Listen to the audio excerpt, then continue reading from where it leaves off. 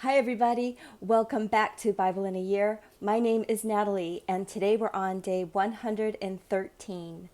I am so happy you're here today. We are going to be finishing up the book of Leviticus and also finishing up the Song of Songs. So, what a great day for you to join today.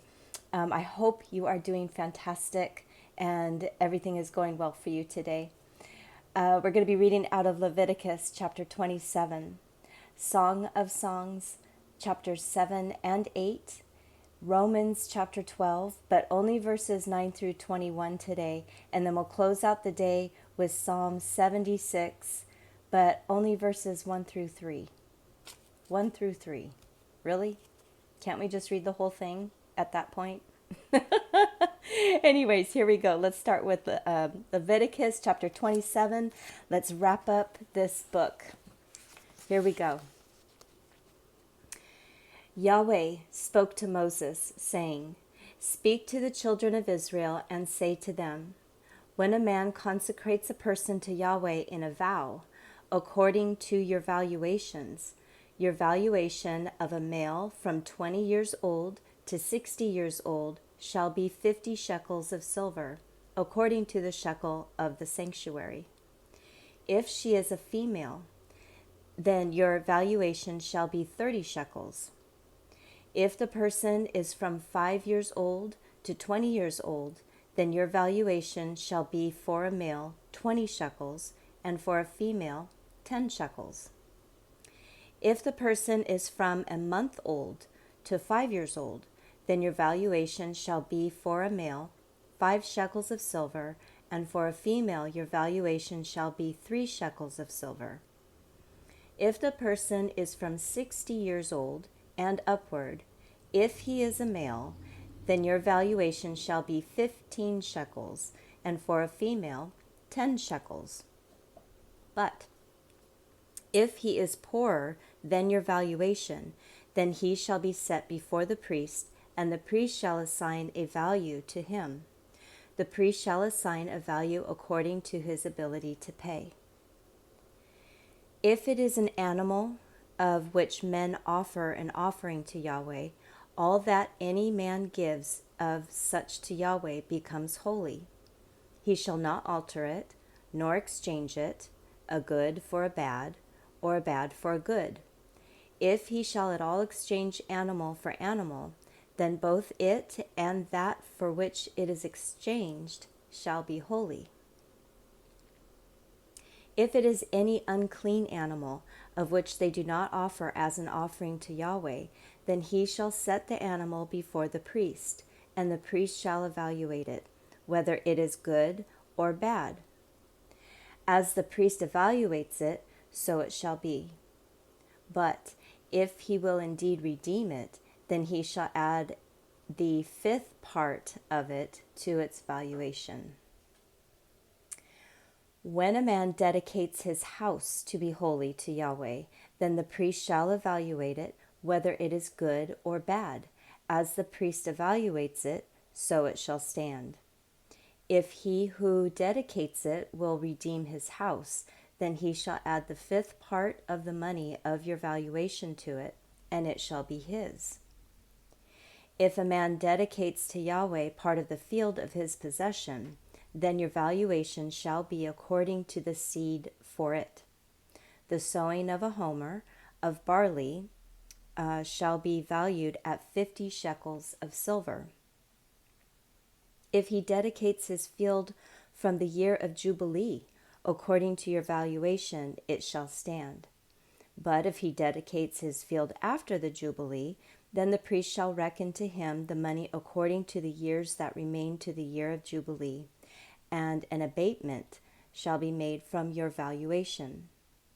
If he who dedicated the field will indeed redeem it, then he shall add the 5th part of the money of your valuation to it, and it shall remain his.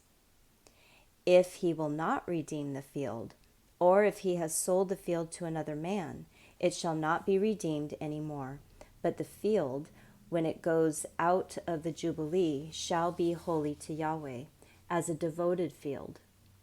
It shall be owned by the priests.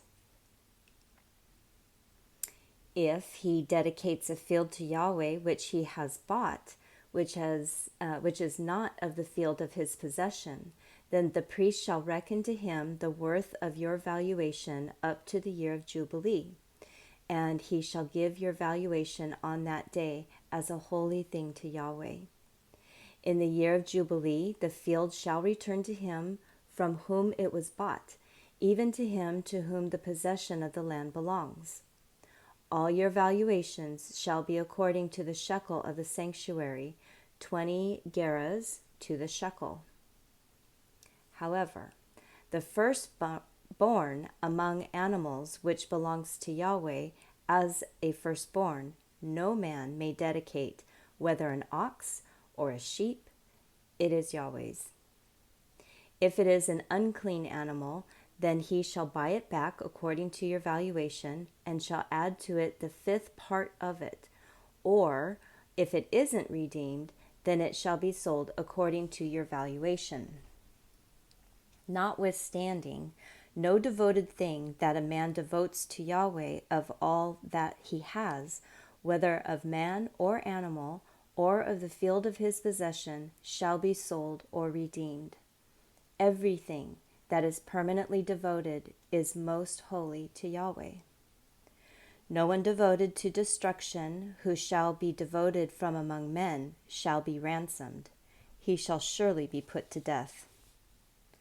All the tithe of the land, whether of the seed of the land or of the fruit of the trees, is Yahweh's.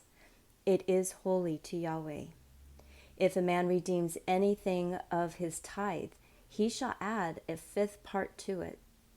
All the tithe of the herds or the flocks, whatever passes under the rod, the 10th shall be holy to Yahweh. He shall not examine whether it is good or bad, neither shall he exchange it.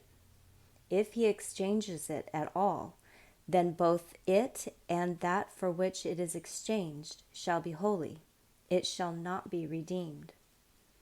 These are the commandments which Yahweh commanded Moses for the children of Israel on Mount Sinai. Wow. So that concludes the book of Leviticus. And it is a fantastic piece of history. I just think back to when God created everything, when he created the universe, when he created the planet, when he created the oceans, and just then he created man and woman, and how everything was just absolutely perfect. And we mucked it up. And so then we read in Leviticus how, okay, let's start again. This is how we're going to do it. And so I have this empathy and understanding for why Israel was so determined to follow every single piece of that law. But while they're following every single piece of that law, they are forgetful about humankind and the love, the agape love that God has for us. And so I have to imagine that's why God was like, you know what? Okay, let's switch this up again. I'm sending Jesus. I'm sending Jesus. Enough with all of these laws and rules, and that's what you got to do. All you got to do, folks, is believe in him.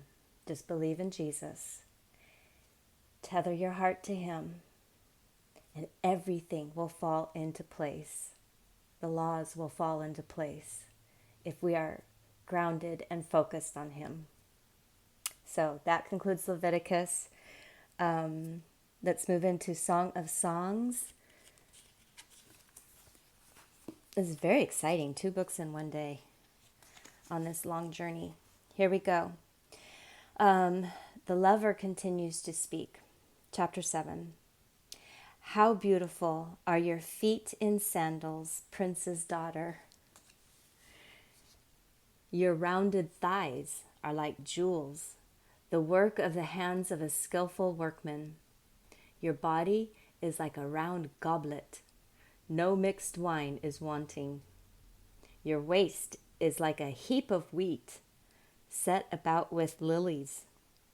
Your two breasts are like two fawns that are twins of a roe. Your neck is like an ivory tower. Your eyes are like the pools of Heshbon by the gate of Bethrabban. Your nose is like the tower of Lebanon, which looks towards Damascus. Your head on you is like Carmel, the hair of your head like purple. The king is held captive in its tresses. How beautiful and how pleasant you are, love, for delights. This, your stature, is like a palm tree, your breasts like its fruit. I said, I will climb up into the palm tree. I will take hold of its fruit. Let your breasts be like clusters of the vine, and smell of your breath like apples. Your mouth is like the best wine that goes down smoothly for my beloved, gliding through the lips of those who are asleep. And then beloved responds, I am my beloved's. His desire is towards me. Come, my beloved, let's go out into the field. Let's lodge in the villages. Let's go early up into the vineyards. Let's see whether the vine has budded. Its blossom is open, and the pomegranates are in flower. There I will give you my love. The mandrakes produce fragrance. At our doors are all kinds of precious fruits, new and old, which I have stored up for you, my beloved. Oh, that you were like my brother, who nursed from the breasts of my mother. If I found you outside, I would kiss you. Yes, and no one would despise me. I would lead you, bringing you into the house of my mother, who would instruct me. I would have you drink spiced wine of the juice of my pomegranate. His left hand would be under my head. His right hand would embrace me. I adjure you, daughters of Jerusalem, that you not stir up nor awaken love until it so desires. And then the friends respond, Who is this who comes up from the wilderness leaning on her beloved? Beloved responds, Under the apple tree I awakened you. There your mother conceived you. There she was in labor and bore you. Set me as a seal on your heart, as a seal on your arm, for love is strong as death. Jealousy is as cruel as Sheol. Its flashes are flashes of fire, a very flame of Yahweh. Many waters can't quench love, neither can floods drown it. If a man would give all the wealth of his house for love, he would be utterly scorned. Okay, here we have some brothers talking. We have a little sister. She has no breasts. What shall we do for our sister in the day when she is to be spoken for? If she is a wall, we build on her a turret of silver. If she is a door, we will enclose her with boards of cedar. Beloved speaks. I am a wall, and my breasts like towers, when I was in his eyes like one who found peace. Solomon had a vineyard at Baal-Hamon. He leased out the vineyard to keepers. Each was to bring 1,000 shekels of silver for its fruit. My own vineyard is before me. 1,000 are for you, Solomon. 200 for those who tend its fruit. Lover speaks. You who dwell in the gardens with friends and attendants, let me hear your voice. And beloved responds, Come away, my beloved. Be like a gazelle or a young stag on the mountains of spices. And that would be that. We shall leave them to their privacy. Okay. All right, that concludes Song of Songs. Let's move into Romans chapter 12. verses 9 through 21. Here we go. Let love be without hypocrisy. Abhor that which is evil. Cling to that which is good. In love of the brothers, be tenderly affectionate to one another. In honor, prefer one another, not lagging in diligence, fervent in spirit, serving the Lord, rejoicing in hope, enduring in troubles, continually steadfastingly in prayer, contributing to the needs of the saints, and given to hospitality. Bless those who persecute you. Bless and don't curse. Rejoice with those who rejoice, and weep with those who weep. Be of the same mind one toward another. Don't set your mind on high things, but associate with the humble. Don't be wise in your own conceits. Repay no one evil for evil. Respect what is honorable in the sight of all men. If it is possible, as much as it is up to you, be at peace with all men. Don't seek revenge yourselves, beloved, but give place to God's wrath. For it is written, vengeance belongs to me. I will repay, says the Lord. Therefore, if your enemy is hungry, feed him. If he is thirsty, give him a drink. For in doing so, you will heap coals of fire on his head. Don't be overcome by evil, but overcome evil with good.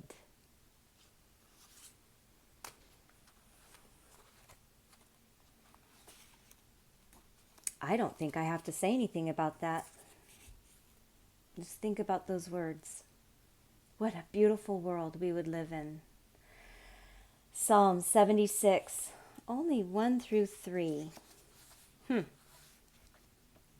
This is for the chief musician, on stringed instruments, a psalm by Asaph, a song. In Judah, God is known. His name is great in Israel. His tabernacle is also in Salem, his dwelling place in Zion. There he broke the flaming arrows of the bow, the shield and the sword, and the weapons of war.